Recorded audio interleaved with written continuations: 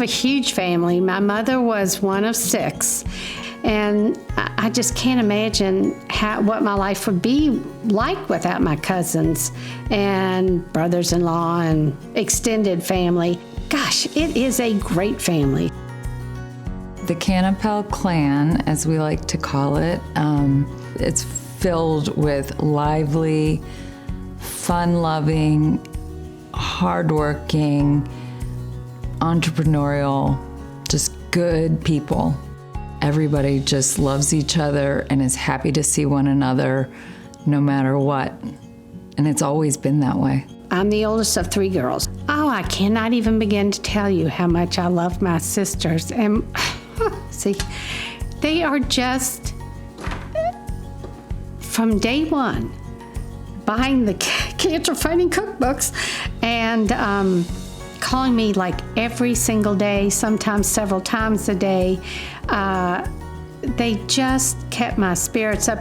My niece, Virginia, tested first.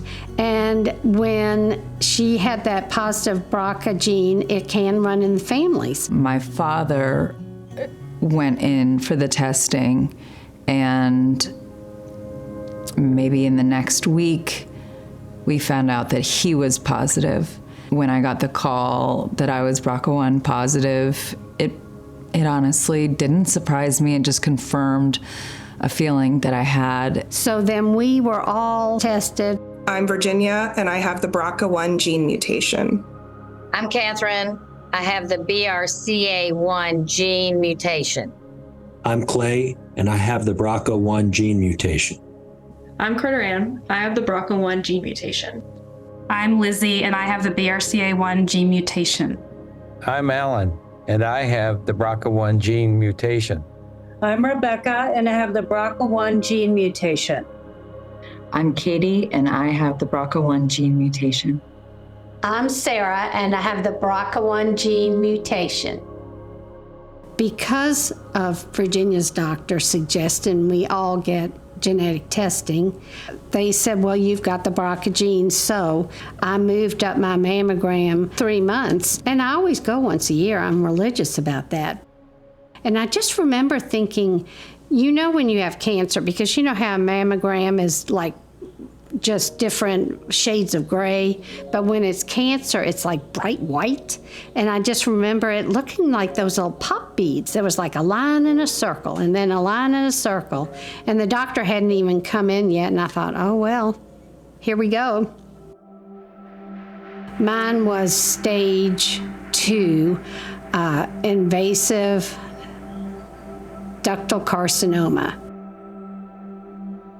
Having the genetic testing gave me the tools to say, this is what you have to do, and this is when you have to do it, and we need to get right on it. I mean, I feel like with genetic testing, I had a heads up. So genetic testing is typically looking at a saliva sample or a blood sample, examining a person's DNA, specifically looking at sections of our DNA called genes. And we are born with these specific types of genes that are supposed to protect us from getting cancer. But if we're born with a mutation or a difference in one of those genes, it can actually increase our chances of having cancer. And so this information can be useful in managing a patient's cancer screening recommendations.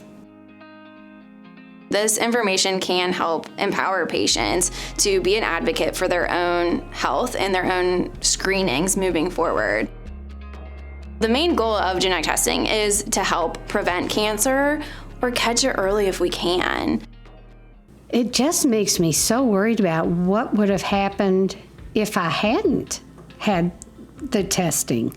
I mean, as I said, I go every year, but I moved my mammogram up 3 months because of this testing. Gives me such a peace of mind. I mean, it doesn't mean you're not guaranteed to get cancer. It just means you can be hyper aware. I feel like I've beat it, but I feel like I'm always a little bit cautious. But I'm back to me with just shorter hair.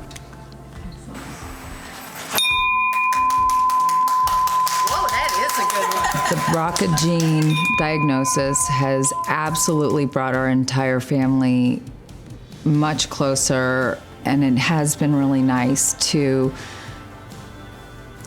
be connected to my cousins in a way that's more of a sisterhood. The Norton Cancer Institute, in partnership with Derby Divas, has really led the way in prevention and outreach services, from our mobile mammography to outreach into the community, all the way into our genetic screening and our comprehensive research programs. It's truly an unbelievable partnership. There is no question that the money raised tonight will save lives.